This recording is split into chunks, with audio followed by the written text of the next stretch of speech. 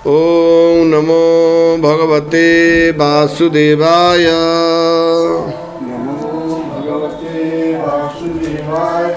ओम नमो भगवते वासुदेवाय। ओम नमो भगवते वासुदेवाय। ओम अज्ञानतिमिरान्धस्य ज्ञानाञ्जनशलाकया चक्षुरुन्मिलितं येन तस्मै श्रीगुरवे नमः।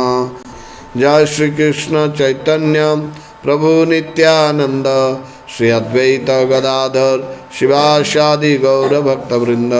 हरे कृष्ण कृष्ण कृष्ण हरे हरे, हरे राम राम राम हरे हरे। नमो विष्णुदाय कृष्णसाय भूतले श्रीमते जयपते स्वामी नित्य नामने नमः। आचार्य पदाय नित्य कृपा पदाय गौरकथा दामोदाय नगर राम तरणे। अहिंसा समता तुष्टि तपोदानं यशो यशः भवन्ति भावभूतानां मत्त एव पृथग्विधा। शब्दानुवाद। अहिंसा अहिंसा, समता समभाव, तुष्टि संतोष, तपः तपस्या, दानम दान, यशः जश, अयशः अपयश अपकीर्ति, भवन्ति होते हैं, भावा प्रकृतियों, भूतात्मा भूतानाम जीवों को, मत्त मुझमें, एवं निश्चय ही, पृथक विधा भिन्न भिन्न प्रकार से व्यवस्थित। अनुवाद। अहिंसा समता तुष्टि तप दान यश तथा अवजस जीवों के ये विविध गुण मेरे ही द्वारा उत्पन्न होते हैं। तात्पर्य कृष्ण कृपामूर्ति ऐसी भक्ति वेदांत स्वामी श्रील प्रभुपाद। अहिंसा का अर्थ होता है कि अन्यों को कष्ट न पहुंचाया जाए। जो भौतिक कार्य अनेक राजनीतिज्ञों, समाजशास्त्रियों, परोपकारियों आदि द्वारा किए जाते हैं, उनके परिणाम अच्छे नहीं निकलते, क्योंकि राजनीतिज्ञों तथा परोपकारियों में दिव्य दृष्टि नहीं होती। वे यह नहीं जानते कि वास्तव में मानव समाज के लिए क्या लाभप्रद है। अहिंसा का अर्थ है कि मनुष्यों को इस प्रकार से प्रशिक्षित किया जाए कि इस मानव देह का पूरा उपयोग हो सके। मानव देह आत्म साक्षात्कार के हेतु मिला है, अतः ऐसी कोई संस्था या संघ जिससे उद्देश्य की पूर्ति में प्रोत्साहन न हो, मानव देह के प्रति हिंसा करने वाला है, जिससे मनुष्यों के भावी आध्यात्मिक सुख में वृद्धि हो, वही अहिंसा है। समता से राग द्वेष से मुक्ति दोदित होती है। न तो आध्यात्मिक राग अच्छा होता है, अत्यधिक राग अच्छा होता है, और न ही अत्यधिक द्वेष ही अच्छा होता है। इस भौतिक जगत को राग द्वेष से रहित होकर स्वीकार करना चाहिए। जो कुछ कृष्ण भावनामृत को संपन्न करने में अनुकूल हो उसे ग्रहण करें, और जो प्रतिकूल हो उसका त्याग कर दें। यही समता है। कृष्ण भावनामृत युक्त व्यक्ति को न तो कुछ ग्रहण करना होता है, न त्याग करना होता है। उसे तो कृष्ण भावनामृत संपन्न करने में उसकी उपयोगिता से प्रयोजन रहता है। तुष्टि का अर्थ है कि मनुष्य को चाहिए कि अनावश्यक कार्य करके अधिकाधिक वस्तुएं एकत्र करने के लिए उत्सुक न रहे। उसे तो ईश्वर की कृपा में जो प्राप्त हो जाए उसी से प्रसन्न रहना चाहिए। यदि तुष्टि है, यही तुष्टि है। तपस का अर्थ है तपस्या। तपस के अंतर्गत वेदों में वर्णित अनेक विधि विधानों का पालन करना होता है, यथा प्रातःकाल उठना, और स्नान करना। कभी कभी प्रातःकाल उठना अति कष्टकारक होता है, किंतु इस प्रकार स्वेच्छा से जो भी कष्ट सहे जाते हैं वो तपस या तपस्या कहलाते हैं। इसी प्रकार मास के कुछ विशेष दिनों में उपवास रहने का भी विधान है। हो सकता है कि इस उपवास को करने की इच्छा न हो, किंतु कृष्ण भावनामृत के विज्ञान के प्रगति करने के संकल्प के कारण उसे ऐसे शारीरिक कष्ट उठाने होते हैं, किंतु उसे व्यर्थी अथवा वैदिक आदेशों के प्रतिकूल उपवास करने को आवश्यकता नहीं है। उसे किसी राजनीतिक उद्देश्य से उपवास नहीं करना चाहिए। भगवद गीता में इसे तामसी उपवास कहा गया है तथा किसी भी ऐसे कार्य से जो तमोगुण या रजोगुण में किया जाता है आध्यात्मिक उन्नति नहीं होती, किंतु तमोगुण में रहकर जो भी कार्य किया जाता है वह समुन्नत बनाने वाला है। अतः वैदिक आदर्शों के अनुसार किया गया उपवास आध्यात्मिक ज्ञान को समुन्नत बनाता है। जहाँ तक दान का संबंध है, मनुष्य को चाहिए कि अपनी आय का 50% किसी शुभ कार्य में लगाएं। और यह शुभ कार्य है क्या? यह है कृष्ण भावनामृत में किया गया कार्य। ऐसा कार्य शुभ ही नहीं अपितु सर्वोत्तम होता है, क्योंकि कृष्ण अच्छे हैं इसलिए उनका कार्य निमित्त भी अच्छा है। अतः दान उसे किया जाए जो कृष्ण भावनामृत में लगा है। वेदों के अनुसार ब्राह्मणों को दान दिया जाना चाहिए। यह प्रथा आज भी चालू है, यद्यपि उसका स्वरूप वह नहीं है जैसा कि वेदों का उपदेश है। फिर भी आदेश यही है कि दान ब्राह्मणों को दिया जाए। वह क्यों? क्योंकि वे आध्यात्मिक ज्ञान के अनुशीलन में लगे रहते हैं। ब्राह्मण से यह आशा की जाती है कि वह सारा जीवन ब्रह्म जिज्ञासा में लगा दे। ब्रह्म जानातिथि ब्राह्मण, जो ब्रह्म को जाने वही ब्राह्मण है। हरे कृष्ण। इसका दूसरा भाग हम कल पढ़ेंगे। तो आज कुछ शब्दों का यहाँ पे हमको व्याख्या करना चाहिए। अहिंसा, अहिंसा का अर्थ क्या है? जैसे महात्मा गांधी अहिंसा करते थे। महात्मा गांधी क्या पालन करते थे? हिंसा नहीं करना। लेकिन प्रकृत रूप में वो हिंसा नहीं करना, जो हिंसा नहीं करना कहते थे, वो भी एक तरह का हिंसा ही है। किस तरह से? मान लीजिए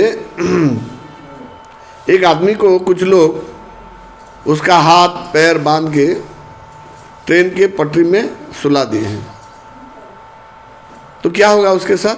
ट्रेन आएगा तो मर जाएगा, उसका सर कट जाएगा। तो वहाँ पे 4 तरह के आदमी आते हैं। पहला आदमी आता है और देखता है अरे तुमको किसने बांध के यहाँ पे छोड़ दिया, तुम कितने देर से पड़े हो, तुमको प्यास लगी होगी। वो क्या किया, एक बोतल निकाला, उसको पानी पिलाया और चला गया।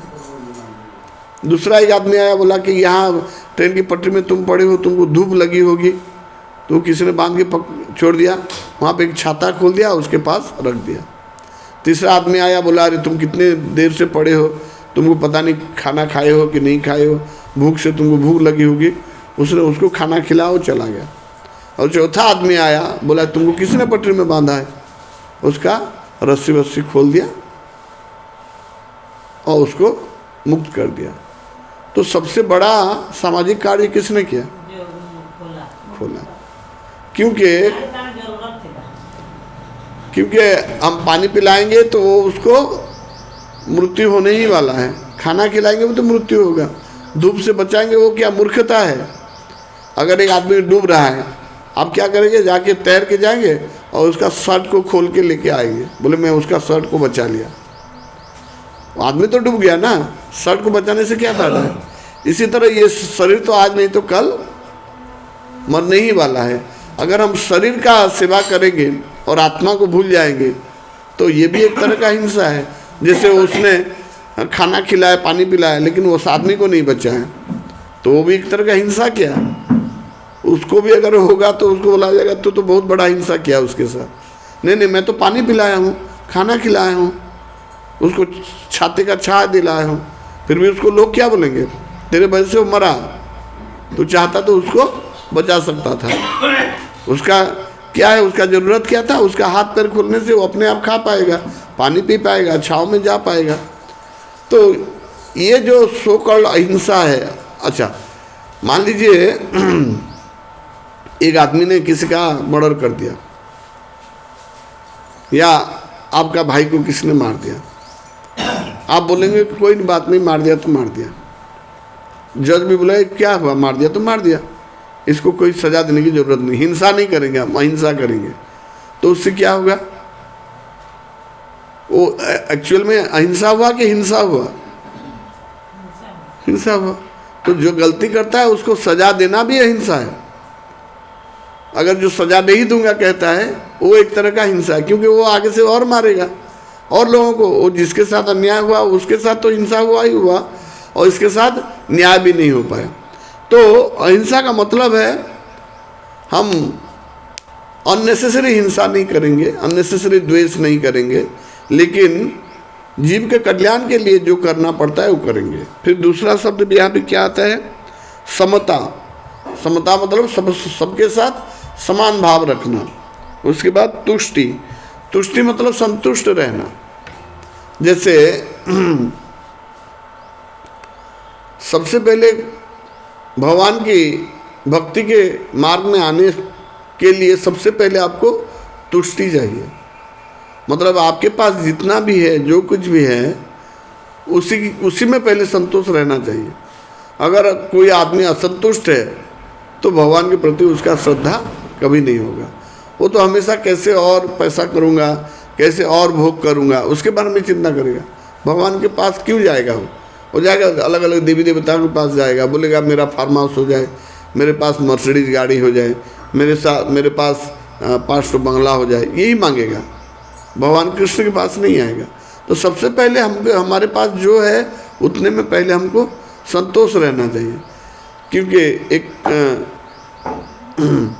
प्रजा कहता है राजा सुखी, राजा कहता है चक्रवर्ती राजा सुखी, चक्रवर्ती राजा कहता है इंद्र सुखी, इंद्र कहता है ब्रह्मा सुखी, ब्रह्मा कहते हैं भगवान सुखी, और भगवान कहते हैं मेरा भक्त सुखी, और भक्त कहता है जो संतोष है वही सुखी।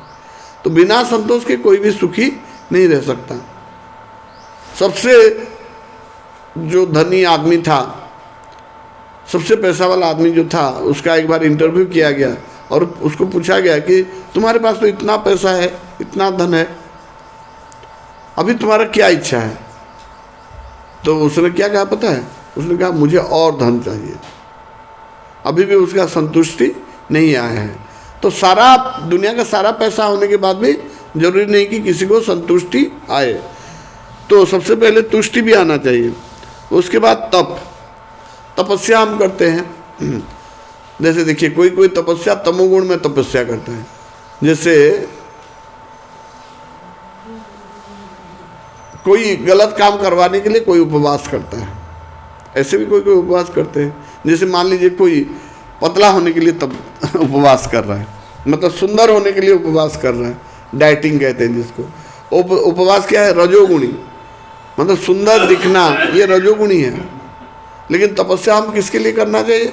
जैसे एकादशी में तपस्या कर सकते हैं आप, उपवास रह सकते हैं, या जन्माष्टमी हो गया, नित्यानंद त्रयोदशी हो गया, फिर गौरांग महाप्रभु का बर्थडे आ रहा है वो हो गया। तो इसी तरह से अलग अलग जो साधु संत हैं उनका बर्थडे आता है जब, तो हम 12 बजे तक, दिन से सुबह से 12 बजे तक उपवास करते हैं, और साल में 24 एकादशी करते हैं। वो उपवास से हमारा भक्ति बढ़ेगा।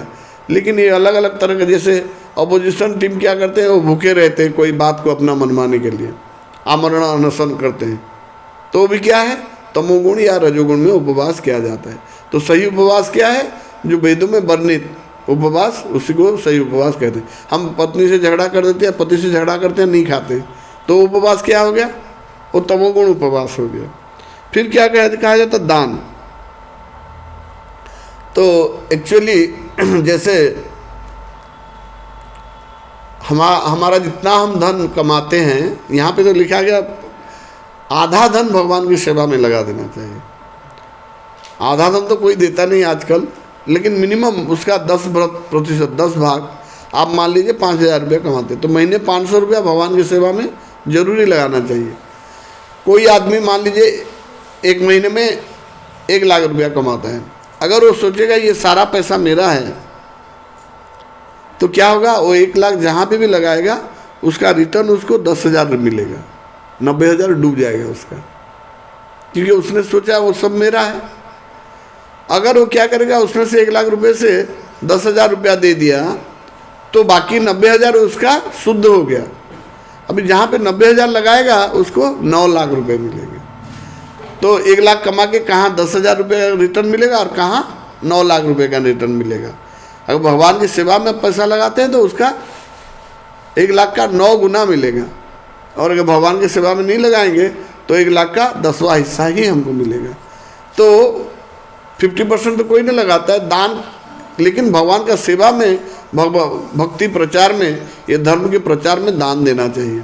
जैसे कभी कभी हम दान देते हैं, मान लीजिए किसी भिखारी आता है, उसको 10 रुपया दे देते हैं, वो जाके पैसा लेके दारू पिएगा, तो क्या होगा, आपने जो पैसा दिया 10 रुपया दिया, मान लीजिए 40 रुपया में पिया दारू, वो जो पाप हुआ उसका 1/4 हिस्सा आपको आएगा, 10 रुपये का पैसा पाप आपको आएगा। कोई जाके वो पैसा से कोई खराब काम करता है, उसका भी पाप आपको आएगा, क्योंकि आपके धन से वो कार्य किया गया है। उसी तरह से अगर आप भक्ति में कोई पैसा लगाते हैं या धर्म के प्रचार के लिए लगाते हैं, कृष्ण चेतना में लगाते हैं, तो वो धन जो लगेगा उसका भी शुभ फल आपके पास ही आएगा। तो इसी तरह से दान हमको सही जगह पे दान देना चाहिए। ब्राह्मण को दान देना चाहिए, शास्त्र में कहा गया। लेकिन आजकल ब्राह्मण कौन है? ब्राह्मण वही है जो तपस्या करता है, जो पढ़ता है पढ़ाता है, वेद पढ़ता है वेद पढ़ाता है, यज्ञ करता है यज्ञ कराता है, दान लेता है दान देता है। अगर कोई मांस वांस खा रहा है तो ब्राह्मण है ही नहीं, उसको दान देने से क्या होगा, आपका ही पाप बढ़ेगा। वो पैसा लेके क्या करेगा, नॉनवेज खाएगा, और नॉनवेज खाएगा तो क्या हो गया, उसको जीव हत्या हुआ। आपने जीव हत्या नहीं किया, लेकिन आपने ऐसा है कि आदमी को पैसा दे दिया जो कि जीव हत्या में वो पैसा को लगाए, तो उसमें भी उसका पाप हमको लगेगा। तो दान भी सही जगह देना चाहिए। उसके बाद यश तथा अपयश।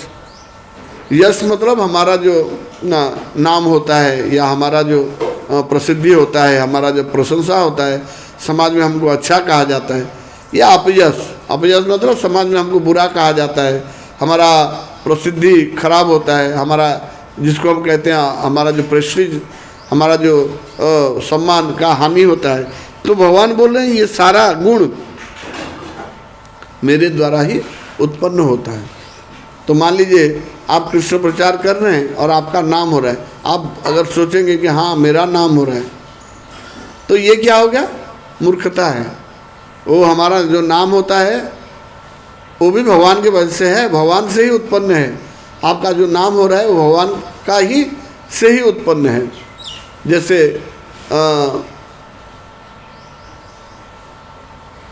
एक भजन है ना, जहाँ पे कहा जाता है कि मेरा आपकी वजह से सब काम हो रहा है। मतलब भगवान को बोल रहे हैं कि आपकी वजह से ही मेरा सारा काम हो रहा है, मेरा नाम भी हो रहा है तो आपकी वजह से हो रहा है। तो सब कुछ भगवान यहाँ बोल रहे हैं कि मेरे द्वारा ही हो रहे हैं। तो साधारणतः हम देखेंगे ये दोनों श्लोक में कहा, ये दोनों श्लोक एक ही बार में पढ़ा जाता है। जब बड़ा है इसलिए हमने इसको 2 हिस्सा किया। तो बुद्धि, ज्ञान, संशय तथा मोह से मुक्ति, क्षमा भाव, समता, इंद्र निग्रह, मन निग्रह, सुख तथा दुख, जन्म मृत्यु, भय अभय, अहिंसा, समता, तुष्टि, तप, दान, यश तथा अपयश, जीवों के ये विविध गुण मेरे ही द्वारा उत्पन्न होते हैं। तो ये जो सारा गुण भगवान यहाँ पे बताए हैं, वो बोल रहे हैं उसका उत्पत्ति स्थल मैं ही हूँ। तो अगर हम भगवान के अपना समर्पण करेंगे खुद को, तो ये सारे जो अच्छे गुण हमारे पास आएंगे और खराब गुण हमसे दूर हो जाएगा। जैसे द्वेष हो गया, या फिर अपयश हो गया, या फिर दुख हो गया, या फिर संशय हो गया, ये सारा जो, या भय हो गया, ये सारा जो खराब गुण हमसे दूर हो जाएगा। और बुद्धि, ज्ञान, और उसके बाद मुक्ति, क्षमा भाव, सत्यता, इंद्रिय निग्रह, मन निग्रह, सुख, उसके बाद अभय, अहिंसा, समता, तुष्टि, तप, दान, यश, ये सारा गुण हम में आ जाएगा। तो हमको भगवान की भक्ति करना चाहिए और अपने आप को भगवान के पुण्य शरण में हम जाएंगे तो सारे अच्छे गुणों का, जब भगवान इसके सृष्टि करता है तो सारा अच्छा गुण भी हम में आ जाएगा। हरे कृष्ण।